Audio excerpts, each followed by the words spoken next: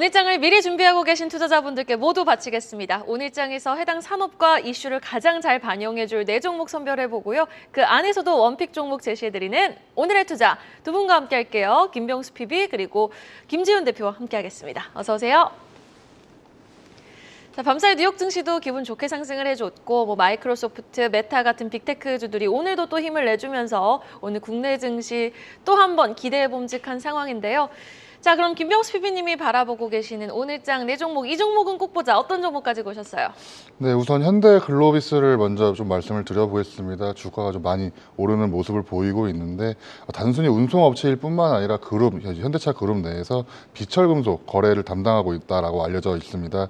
배터리 원소재 투자가 그룹 차원에서 이루어지고 있기 때문에 실수요자인 현대차의 조인트 벤처 JV가 확대된다면은 중장기적으로 충분히 원자재 쪽 관련 사업에서 글로비스가 수혜를 받지 않을까라는 생각을 하고 있고, 실제로 그래서 기관과 외국인의 매수가 이어지고 있지 않나라는 분석이 나오고 있습니다. 특히 전기차 판매량도 굉장히 증가할 거기 때문에 글로비스의 운송도 한번 살펴보시면 좋겠다라고 말씀을 드려보겠습니다.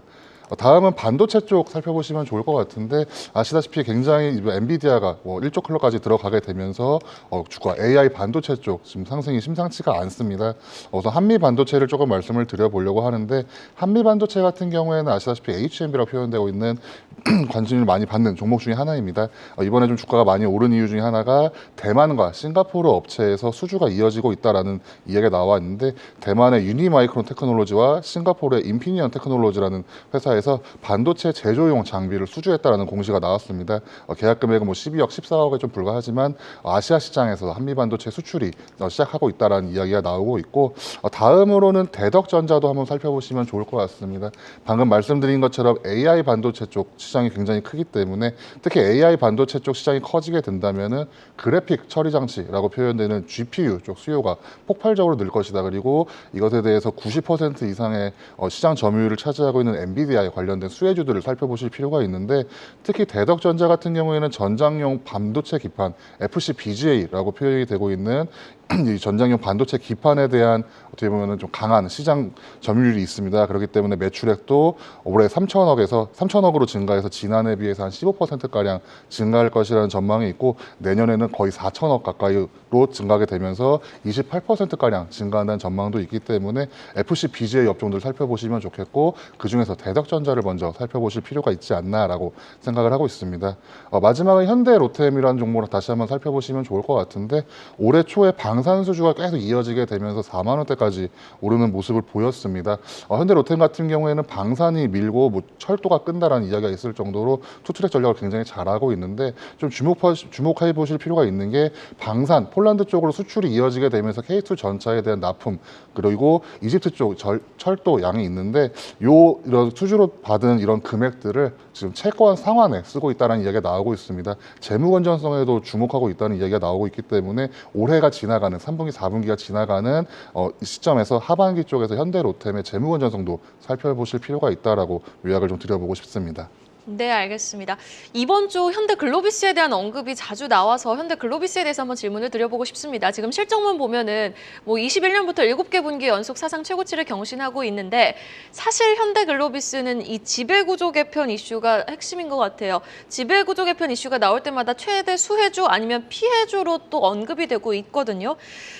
지배구조 이슈가 물 건너갈 때마다 본래 펀더멘털 가치를 잘 평가받지 못하는 것 같은데, 이 부분은 좀 어떻게 해석해보는 게 좋을까요? 방금 말씀하신 것처럼 어떻게 보면 현대차 그룹 내에서 지배구조는 굉장히 중요한 이슈 중에 하나입니다. 왜냐하면 지금 회장님께서 좀 고령이기도 하고 그 밑에 쪽으로 내려오고 있기 때문이기도 한데, 글로비스를 조금 살펴보시면 재밌는 점이, 중고차 사업도 하면서 이번에는 비철금속 트레이딩 쪽에서 좀 많은 관심을 받게 되었고, 특히 자동차 생산이 조금 차질을 빚었던 재작년과 작년을 이어서 자동차 생산이 좀 정상화가 될 것이라는 이야기가 있기 때문에 운송량까지도 좀 뒷받침이 될 수 있어서, 어떻게 보면은 조금 악재가 좀 지나가면서 호재가 하나둘씩 나오는 종목 중에 하나가 아닐까라고 생각을 하고 있기 때문에, 굳이 비단 지배구조뿐만 아니라 앞으로의 매출 가능성과 영업이익 개선율을 조금 살펴보실 필요가 있지 않나라고 좀 말씀을 드려보고 싶습니다. 네, 지금 주가를 보더라도 단기 이동평균선들이 우상향 곡선을 쫙 그리고 있고, 외국인과 기관의 매수가 들어오고 있기 때문에 현대글로비스 현 시점에서도 한번 지켜보시면 좋을 것 같습니다.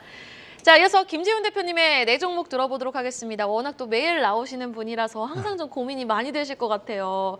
특히 좀 선별을 해주셨을 것 같은데 어떤 종목 오늘은 또 고민해 오셨어요? 네, 그 종목 4개 선정하는 게 엄청 부담이 많이 되고요. 그쵸. 하지만 그러니까 새로운 종목 얘기하는 것도 좋지만 저는 기존 종목들도 꾸준히 업데이트가 필요하다고 보고 있습니다.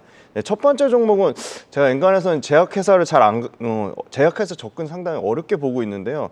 유한양행 같은 경우는 역시나 제약회사들은 신약에 대한 모멘텀이 가장 큰데 유한양행은 사실 실적이 계속 안 좋았습니다. 근데 올해 핵심은 굉장히 비용 통제를 잘했다. 그래서 마케팅 비용이나 이런 여러 가지 광고 비용을 엄청나게 줄이면서 실적이 1분기에 좋았고 2분기, 3분기부터는 더 좋을 것으로 예상을 하고 있습니다. 작년에 적자했던 거에 비해서는 굉장히 큰 폭의 실적 개선이 이루어졌다고 보고 있고요. 이 회사가 이제 대표적인 그 렉나자라고 하죠. 성분명 레이저 티닙인데 요게 치료제가 1차 치료제가 있고 2차 치료제가 있는데 1차 치료제가 2차 치료제의 한 3배 정도 매출이 커지는 규모입니다. 그래서 지금 그 1차 치료제 시장에 지금 그러니까 1차 치료제가 의사가 환자를 치료할 때 가장 먼저 효과를 입증하는 치료제 시장인데요. 이 비소세포 폐암 치료제 1차 치료제 승인 가능성이 매우 높다고 보고 있습니다. 그 이유는 아스코가 2023년에 아스코 그 미국 종양학회에서 얀센이 아마 이 레이저 티닙 관련돼서 아마 그 허가를 받을 것으로 그렇게 긍정적으로 예상을 하고 있기 때문에 그러면 아마 비소세포 폐암 1차 치료제로 아마 그 메가 그 치료제로 블록버스터 의약품으로 등장할 것으로 기대를 하고 있습니다. 두 번째 종목은 심텍입니다. 심텍도 계속 고객사들 메모리 반도체 비중이 워낙 높기 때문에 감산 효과 때문에 실적이 계속 안 좋았는데 1분기를 저점으로 좀 실적 개선이 나오지 않을까 그렇게 보고 있고요. 아마 올해 3분기부터는 흑자 전환할 것으로 예상을 하고 있습니다. 그래서 흑자 전환하는 거의 가장 포인트는 역시나 메모리 반도체 쪽 기판 사업부의 가동률이 올라오고 있다. 가동률이 50% 미만에서 지금 70% 가까이 회복이 되는 것으로 알고 있습니다. 그다음에 세 번째는 사마 알루미늄인데요. 소위 말하는 양극박이라고 하죠. 알루미늄박 개발 업체입니다. 굉장히 그 10 마이크로미터의 두께의 초고강도 알루미늄 박을 세계 최초 개발할 정도로 굉장히 기술력 있는 회사고요. 이 회사도 꾸준히 외국인과 기관이 한 동반 한 600억대 순매수가 유입이 되고 있습니다. 최근에는 그 외신 사이트에 보면 인도네시아 정부가 광물 석탄 채굴법에 따라 이 알루미늄 박의 원료가 되는 보크사이트 원광 수출을 금지했습니다. 그래서 보크사이트 원광 수출이 금지되면 이 부분 관련돼서 그 수요 공급이 타이트해지기 때문에 알루미늄 그 가격이 올라갈 것으로 보고 있습니다. 그래서 이 부분 판가 전이되는 효과로 사마 알루미늄 측면에서는 가격 증가의 효과를 예상해 볼 수 있고요. 그다음에 네 번째는 SK 이노베이션입니다. 역시나 SK온 자금 조달 불확실성 해소 측면도 있지만 티어 1그룹 그러니까 소위 말하는 CATL이나 LG 엔솔, 파나소닉보다 뭐 생산 수율이나 사업 효율, 뭐 경영 능력, 재무 구조 이런 부분이 상당히 좀 저평가 받았는데 이거에 대한 완전한 가치 재평가가 이루어질 거라 보고 있고요. 또 주목하는 점은 최재원 그 SK 그 수석 부회장이 직접적으로 진두지휘하면서 이 투자 유치나 경영 관리에 총괄적으로 힘쓰고 있고 SK온 역시도 첨단 생산 세액 공제 한 6,700억 정도가 하반기에 들어올 것으로 예상하고 있기 때문에 하반기에 빠르게 흑자 전환할 것으로 기대하고 있습니다. 네, 알겠습니다. 또 공교롭게도 두 분이 PCB 업체를 같이 지켜보시는데 종목에선 또 갈리거든요. 우리 김병수 PB님은 대덕전자, 김지훈 대표님은 심텍을 가지고 오셨는데 사실 기판 관련주 움직일 때 이스페타시스가 대장으로 움직이면서 지금 대덕전자도 많이 올라왔는데 심텍이 유독 조금 아쉬운 흐름을 보였거든요. PCB 네. 업체 안에서는 네. 유독 조금 덜 오른 이유가 있을까요? 그 기판이 여러 가지 종류가 있거든요. 네네. 대덕전자는 이제 기판의 소위 명품 끝판왕이라고 하는 FCBJ를 주력으로 하고 있고요. 네. 그다음에 이스페타시스는 MLB라고 그 통신용에 들어가는 기판을 하는데 MLB 같은 경우는 그 소위 말하는 치킨 게임이 끝나서 대부분의 업체가 철수해서 떨어져 나간 데서 이스페타시스가 살아남은 거고 심텍이 주로 하는 거는 메모리 반도체에 들어가는 이제 그 요새 핫한 AI 반도체 기판보다는 일반 메모리 반도체용 기판을 하기 때문에 포지션이 달라서 아마 심텍이 덜 주목받은 것 같습니다. 네, 알겠습니다. 잠시 후에 또 더 구체적인 가격 전략 제시해 주실 거니까 심텍에 대해서는 잠시 후에 더 자세하게 들어보고요. 이어서 김병수 PB님이 가지고 오신 네 종목 안에서 원픽 종목 들어보도록 하겠습니다. 어떤 어떤 종목으로 고민해 오셨어요? 네, 올해 상반기에 좀 주가가 많이 올랐다가 조금 이제 많이 좀 내려왔다라고 느껴지는 현대 로템을 조금 자세히 설명을 드려보려고 합니다.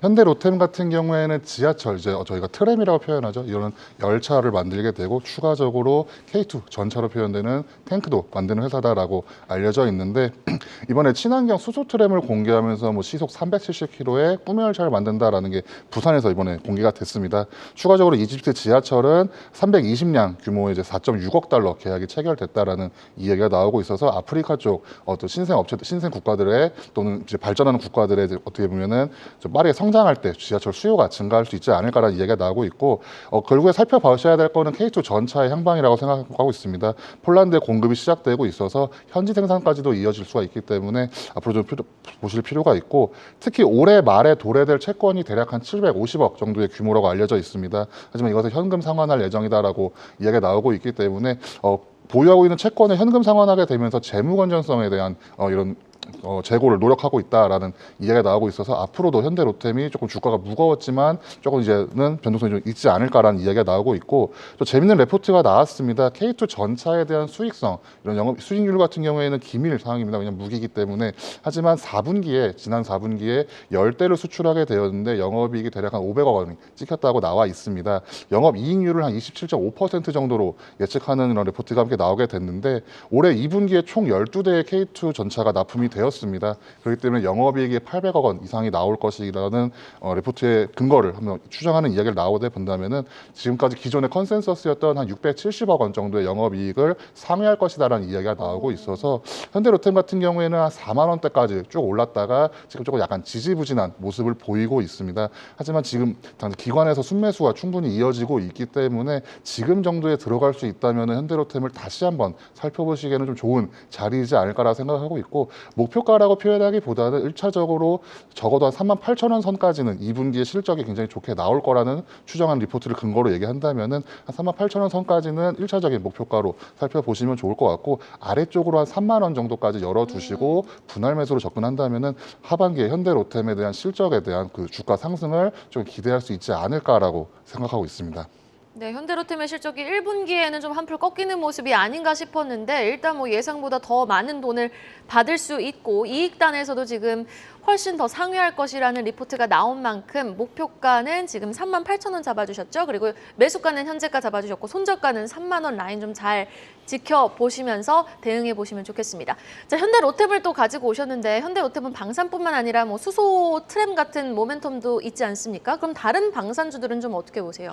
그리고 다른 방산주 중에 좀 관심 있게 보는 건 한국항공우주였습니다. 이번에 나로 발사도 성공적으로 마무리되었기 때문에 한국항공우주도 살펴보실 필요가 있고 특히 뭐 우주 쪽으로 나가서 말씀을 드린다면은 인터넷 쪽, 안테나 쪽까지 넘어가도 인텔리안테크도 한번 살펴보실 필요가 있지만 단순히 방산 외에도 지금 동유럽 쪽 그리고 아프리카 쪽으로 트램과 열차 이런 열차들을 수출이 나가고 있기 때문에 현대로템의 주가가 조금 내려갔다라는 것을 근거로 봤을 때는 살펴보실 필요가 있지 않을까라고 말씀을 드리고 싶습니다. 네, 알겠습니다. 한국항공우주라든지 인텔리안테크도 지켜볼 필요가 있지만 현 시점 가격 매력도가 높은 현대로템 지켜보자라고 말씀해 주셨습니다. 한번 주가 추이 잘 살펴볼게요. 자, 이어서 김지훈 대표님이 주시하시는 하나의 종목, 원픽 종목은 오늘 어떤 종목입니까? 네, 심택입니다. 심택은 일단 제일 첫 번째로 선제적인 재고 조정을 먼저 마친 상태고요. 그 이유는 뭐 소위 말해서 기판 재고 조정할 때 가장 먼저 하는 게 소위 말하는 FC CSP 기판입니다. 물론 뭐 저부가 가치라고 할 수도 있지만 기판에 대한 그 FC CSP에 대한 기판 선제적 재고 조정을 먼저 마쳤고요. 최근에 뭐 이수페타시스 아까 말씀 주신 대덕전자처럼 이 고사양 AI나 DDR5 모멘텀에서 철저하게 소외돼서 주가는 좀 부담이 없는 수준이라고 보고 있습니다. 하지만 외국인과 기관의 동시 순매수가 꾸준히 들어오고 있고요. 메모리 반도체 비중이 85%입니다. 그래서 메모리 반도체 쪽에서 조금만 턴어라운드가 돼도 굉장히 실적에 급격하게 좀 반영이 될 거라고 보고 있고요. 그다음에 그 업황의 반등 시점은 올해 하반기쯤은 예상하고 있습니다. 실제 메모리 반도체가 내년 상반기에 좋아지더라도 선제적인 그 부품을 출하하는 그 시점이 있기 때문에 그런 측면에서 업황 반등에 대한 선제적인 효과를 볼 것이다라고 예상을 하고 있고요.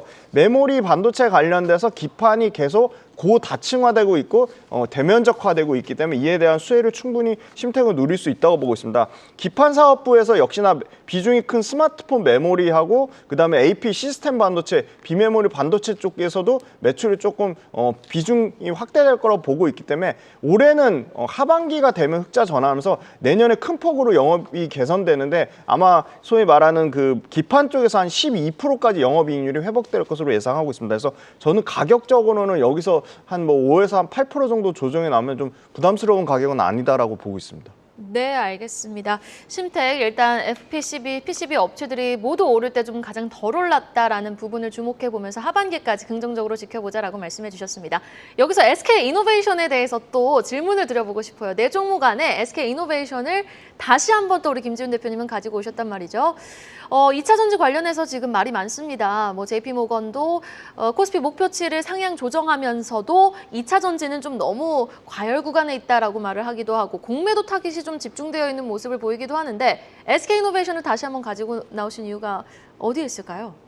SK이노베이션 이제 그룹사 측면에서 직접적으로 좀 챙긴다는 거고요. 그 최재원 수석 부회장이 실제 그 공장 미국 공장 가서 첫 삽들 때부터 지금 끝까지 계속 네. 챙기고 있다는 게 좀 긍정적으로 보고 있고요.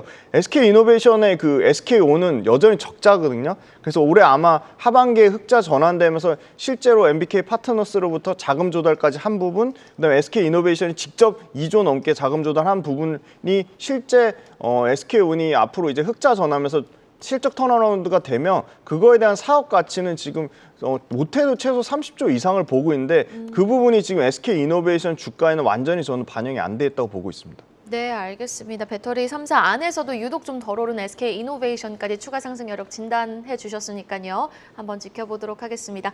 자, 오늘 두 분의 종목은요. 김지훈 대표님은 심텍, 그리고 김병수 PB님은 현대로템이었습니다. 다음 주까지 한번 주가 추이 지켜볼게요. 오늘 말씀 고맙습니다.